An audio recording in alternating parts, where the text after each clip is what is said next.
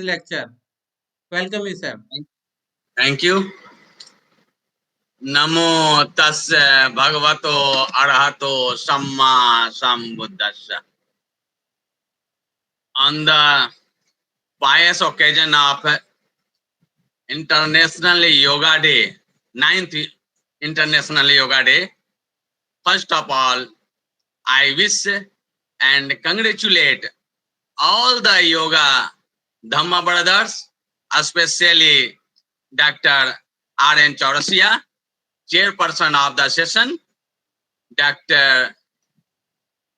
Prahlad Sorbit Pineo of Thailand, Venerable Eth Kundare Sumansar Thero,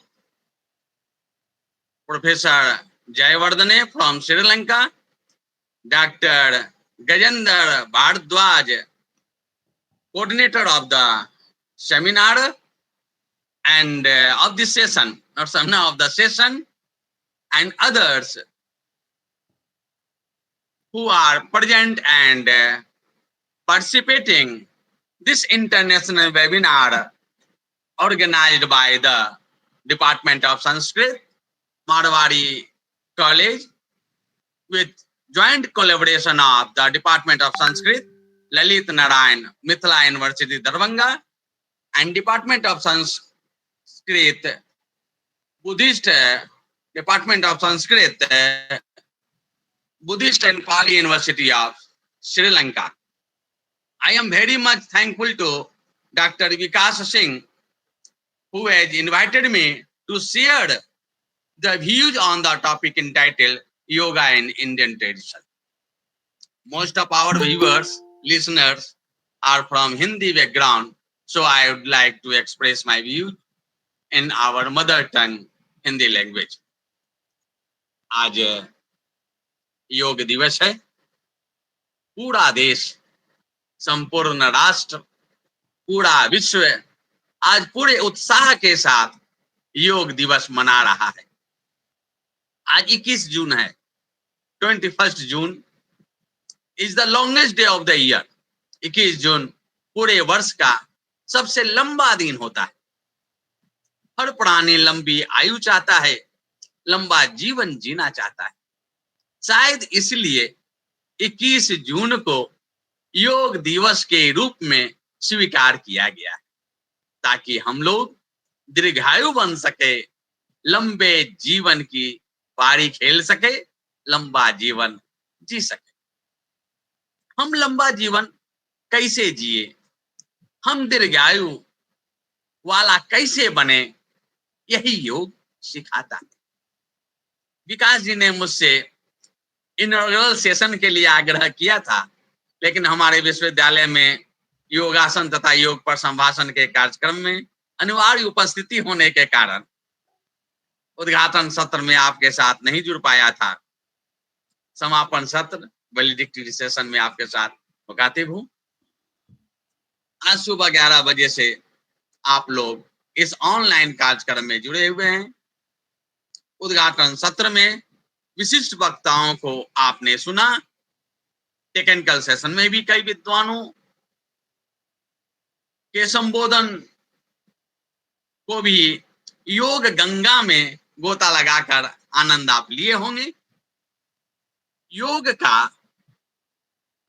सामान्य अर्थ जोड़ होता है, जोड़ना। यह योग भी हमारे अंदर की शक्ति को जोड़ता है। एक एक शक्ति को हमारे अंदर की एक एक ऊर्जा को जोड़कर हमें स्वस्थ बनाता है, दीर्घायु बनाता है। धम्मपद में कहा गया है, आरोग्य परमा लाभा, यानी निरोग होना सबसे बड़ा लाभ है। हम लोग जानते हैं हेल्थ इज वेल्थ, स्वास्थ्य ही धन है। खासकर बुढ़ापा में जब लोग मिलते हैं तो यही पूछते हैं कि आपका स्वास्थ्य कैसा है। तो स्वास्थ्य ही हमारा सबसे बड़ा धन है, यानी हमारा सब कुछ है। अपने को स्वस्थ रखने का जो माध्यम है वही योग है।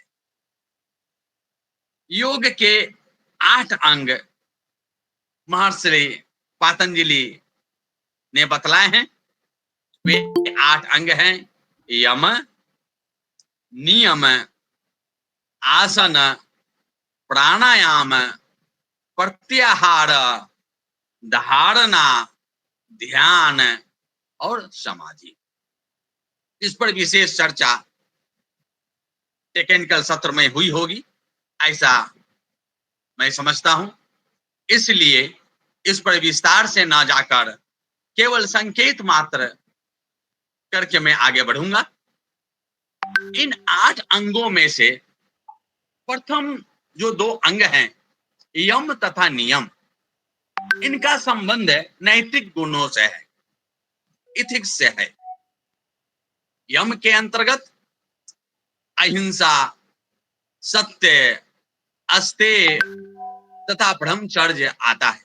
यानी हम हिंसा ना करें, चोरी ना करें, झूठ ना बोलें, व्यभिचार ना करें, ब्रह्मचर्य का पालन करें।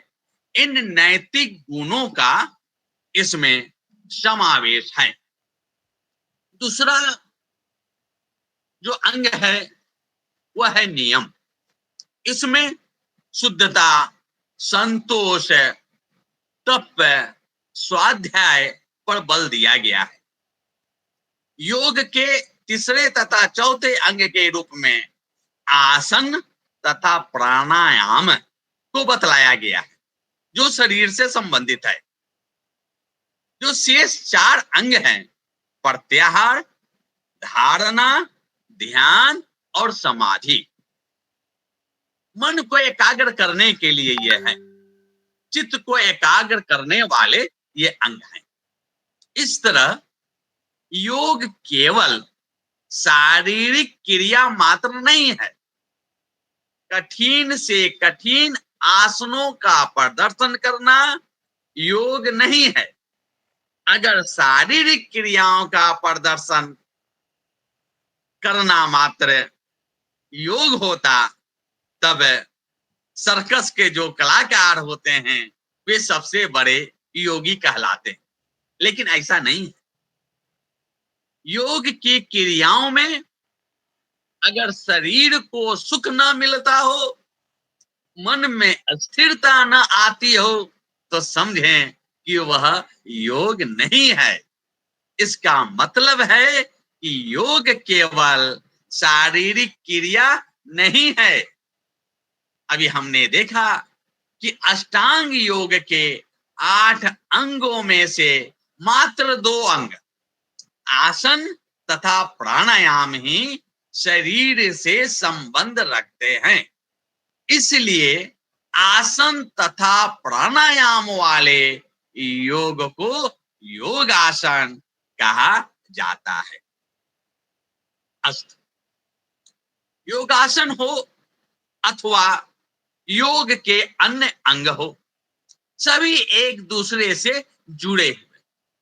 जब हमारा मन स्वस्थ होगा तभी शरीर भी स्वस्थ होगा। अगर मन में अशांति हो, दूसरे के प्रति ईर्ष्या तथा क्रोध भाव हो, तो शरीर भी हमारा अस्वस्थ हो जाता है, रोगी हो जाता है। अगर शरीर में रोग हो तो मन भी अशांत हो जाता है। मन चाहते हुए भी शरीर से कार्य नहीं ले पाता है। इसलिए मन तथा शरीर दोनों को स्वस्थ रखना आवश्यक है। इसलिए योग का पहला पर्याय है संयम करना, अनुशासन करना। अथ योगानुशासनम पढ़े होंगे आप लोग, चर्चा हुई होगी। यानी स्वयं को संयमित रखना, स्वयं को अनुशासित करना ही योग है। स्वयं को संयमित तथा अनुशासित करने के लिए मन को वश में करना आवश्यक है।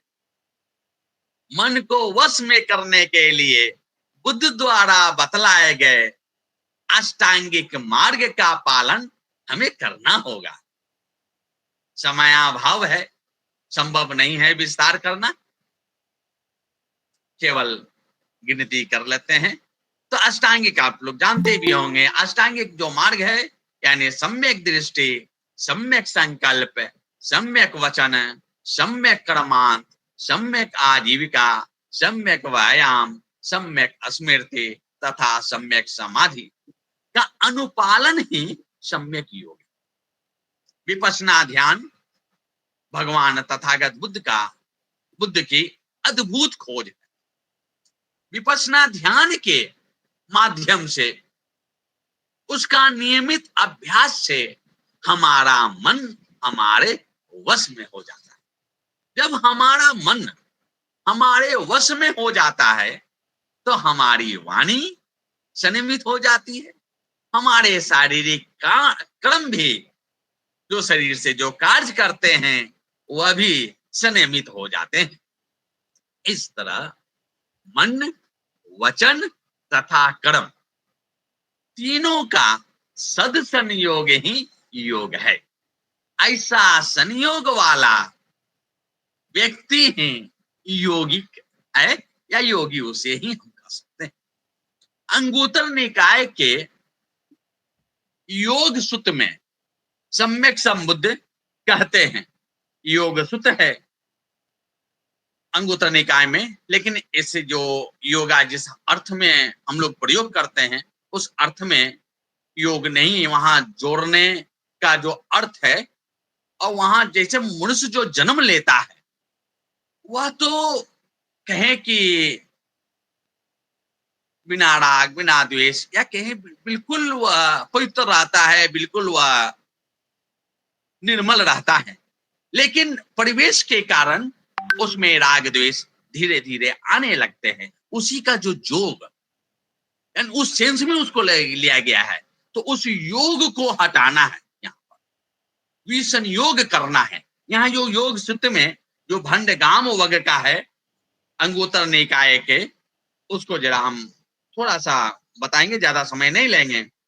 इति काम योग विसंयोगो, भव योग विसंयोगो, तिष्ठि योग विसंयोगो, अविद्या योग विसंयोगो, विसंयुक्तो पाप के ही, अकुशले ही, धम्मे ही, संकिलिसी के ही, पुनोभवी के ही, सदरे ही, दुख विपाके ही, आयतिन जाति जड़ा मरने के ही, तस्मा योग खेमीति उच्यते।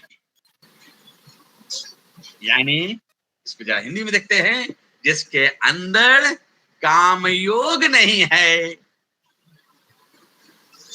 भव योग नहीं है, मिथ्या दृष्टि योग नहीं है, अविद्या योग नहीं है, जो सभी पाप धर्मों से, अकुशल धर्मों से, किलेश धर्मों से विरत है, दुख पैदा करने वाले जाति जड़ा मरण जो बारंबार उत्पन्न होते हैं, इन संसार में लाते हैं, उन धर्मों से जो अलग है, जो मुक्त है, वही योग क्षेमी है।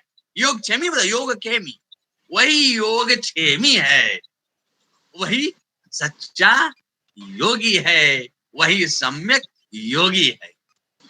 इसलिए विस्तार से कहने का समय नहीं है, इसलिए हम लोग प्रतिदिन योगासन भी करें तथा मन की शुद्धि के लिए, चित्त की चंचलता से बचने के लिए तप ध्यान, विशेषकर विपश्यना ध्यान भी करें, क्योंकि टॉपिक है योगा इन इंडियन ट्रेडिशन।